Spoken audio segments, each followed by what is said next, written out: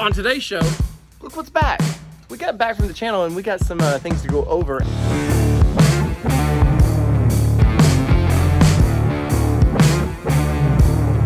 All right, we got the paperwork. You see it on the screen what they've given me, but I want to go through my total experience with what's happened here because I think it's valued if you ever have a problem. I think maybe you can use this as a reference point and go from there.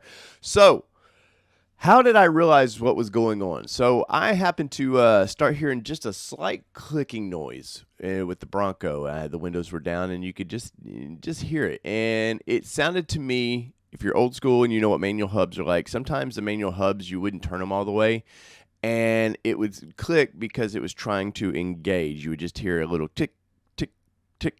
And that's what it sounded like to me, and I was like, well, maybe it's a rock. So we stopped at our local Sonic.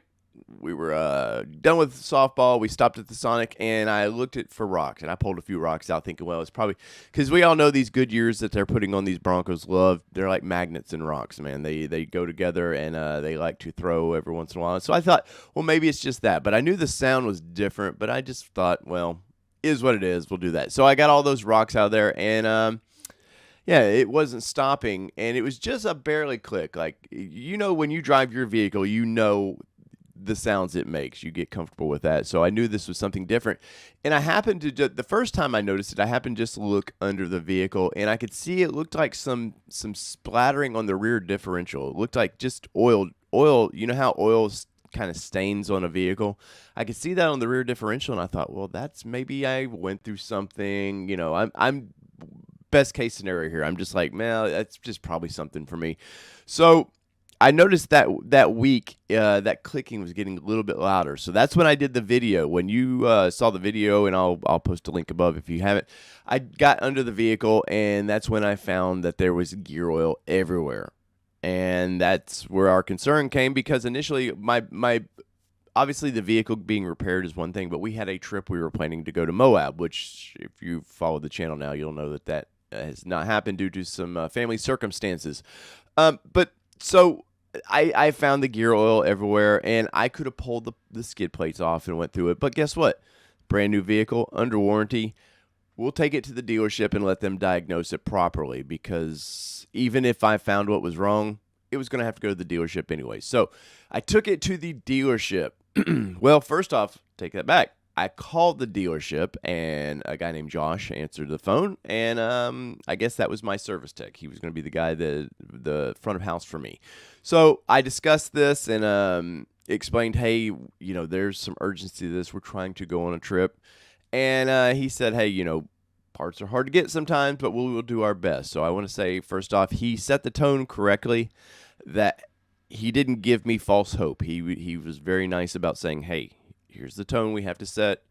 We're going to do our best for you. So I get that there. Let's see what it says. The 19th is when I brought it in. May 19th is when I brought it in. And so I drive it into their service center. He gets directly under the vehicle. He spots, you know, he sees the concerns, and he right away, even though I don't always trust front of house because they're not mechanics, he right away said, I bet this is the pinion seal. So, you know, I'm just going with it. And I was like, okay. And he's like, he told me, he said, hey, from this, you dropping it off, it's probably going to be 3 to 4 days before we can actually get it on a rack. That's fine. I mean, it's broken, right? Or it's, you know, it's injured. We'll say that. So I was like, cool, that's fine. We'll go from there. So as you can see here in the letter, it says customer states differential is leaking and advised. So check casual part 3254, condition code D8, which is I'm assuming that's a Ford code for how these dealerships work. It says check for fluid leak, front diff area, verify concerns. So they verified my issues. Found front pinion seal leaking gear oil. Remove skid plates and front drive shaft to gain access to front pinion yoke. Remove yoke and seal inspected. Now, if you are new to cars, you've gotten this Bronco or any vehicle like this, the pinion is what connects the main gear to the drive shaft. And it's a little Y. and you've got your bearing in between it, and it allows for a little bit of shifting in the front. In the rear, you get a lot more movement, but they connect. And so what you have to do is you have to pull the drive shaft off to get that exposed to that pinion, and then they have to pull the pinion out because there's a nut that holds the pinion in there, and behind that pinion there is a seal. There's a little round seal that goes in between it, and if you ever get under your vehicle, there it's just this little seal they cram in there, and then you can put the pinion back in. But that was leaking, and so we'll go from there. So it says remove yoke and seal, inspected, install new pinion seal, reinstall previously removed parts, clean area road test vehicle, and recheck for leaks. Okay at this time. And I can verify I went under the vehicle at the dealership. Basically, when you see that picture up there in the corner, I went under the vehicle and double checked. Just not that I didn't trust they didn't do it, but I wanted to make sure they actually cleaned up the mess, which they did do.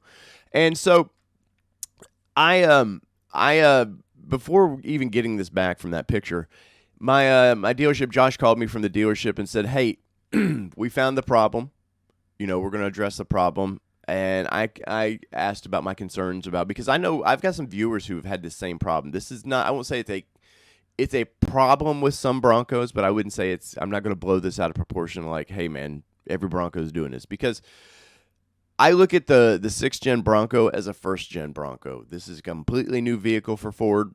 There's going to be little quirks about it that are just going to pop up. And if you wanted a first year vehicle, these are some of the things you deal with. So he tells me, hey, they've got the new seal in, but he said timeout.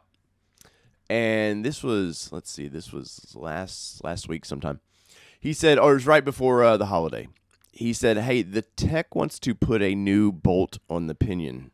The bolt that holds the seal and everything all in there. He said he would like to put a new bolt in that. He thinks that they didn't the bolts that they have, or maybe that's the issue, but he wanted a fresh bolt. And I was like, honestly, I was kind of pissed off about this. I was like, man, I've been without this vehicle for probably 8 days at that time, which is honestly not that bad in today's conditions.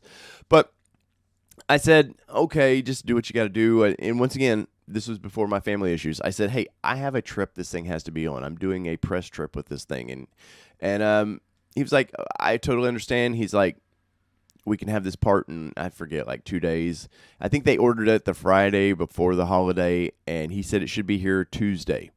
Well, Tuesday came and gone. I called the dealership, and hey, it hasn't got here yet. And I think I called around 1 o'clock. He says usually we get shipments in by 3 to 4, and I said that's fine. I said I'll just worry about it the next day. So next day comes and on, and I was dealing with my son's broken arm, my mother's issues, and he calls me up and says, Dave, we got it back together for you. Give us a few minutes, because what I had them do, and it's not in this photo, I went ahead and had them do a service and change the oil and all that, because it was time. I was trying to go as close to 10,000, the recommended oil change for the Bronco, which it's in the your manual, and I was trying to get as close to that, but when I took this in there, we still had this trip planned, so I thought, well, we'll just go ahead and just do it at 8,600 that it is, and we'll go from there. So first thing, your dealership BS's you. When he called me when they got it on the rack, he's like, yeah, the tech's going to go ahead and do the oil change and all that, and tire rotation. And I was like, awesome, man, thank you. At least they're getting something done. Well, he called me back on that Tuesday afternoon, or he texted me and said, hey, where's the wheel locks for this thing? And I was like, oh, my God, they totally lied to me about getting this stuff done, which I didn't care when it gets done. You don't have to give a little bit of false information there of we've done it. But something I have noticed with Ford dealerships that they are doing, and Jeep dealerships know better on this. When you ask for a tire rotation, most Ford dealerships right now are only rotating 4 tires. They're not putting the 5th tire in. I think, and I'm not going to blame the dealerships per se, because they only know 4 tire rotations right now.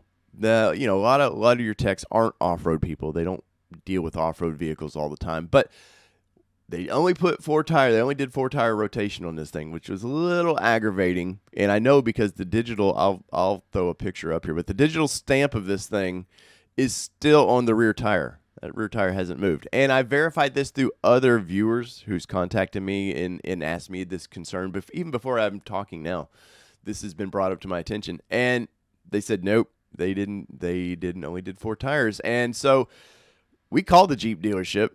And I said, hey, we're going to bring our Wrangler in. And I said, you all do all 5 tires? And they're like, of course we all do all 5 tires, man. And so I think that's something Ford needs to look at. But back to the problem. So as you can see, they've got a couple bolts here that they've looks like they've replaced. The plug they've replaced for the oil. There's all kinds of the fluids and nuts and bolts of that. So if you have any concerns, here is the seal. There looks to be the product number for that seal. So if you're trying to figure out this problem on your own, there is the part number for that. Because I know right now parts are just, it's crazy. Mine said they were able to get parts faster than some because they're a high volume dealer. And I was told they get priority. I don't know if that's how Ford does or any of the manufacturings do their parts for repairs. But that's what I was told for this dealership. So I have to say my experience with my local Ford dealership was pretty good. Once again, they kind of BS'd me through the rotation and stuff because I know they didn't do it before when they told me they did it, because he had to text me and ask me where the lug nut or the lug locks were for it, because I put new lug nuts on this thing. So overall, though, they did what they were supposed to. They repaired it. He talked me through what they did when I got there. Even my salesperson came out because he'd seen the vehicle sitting in the back, and he was excited to see it because he hadn't seen it since the wrap and all that. And he, I got a lot of attention. The wrap is okay to me, but I got a lot of attention at the Ford dealership. They all the salespeople. The guy that orders the vehicles came in and was like, "Was that yours, man?" He goes, "I really like that." But overall, my experience with the dealership, you guys know this is the same dealership I've had problems when I bought the thing. Overall, though, the experience was pretty good. I would say out of a scale of 1 to 10, I'm going to give them a 8, and they would probably got higher if they just didn't lie to me about when they did the rotation of all that, because they're set, once again, as they set expectations at the beginning. Don't give me false information in the middle of the process that you did something that you didn't do. So overall, there is the repair.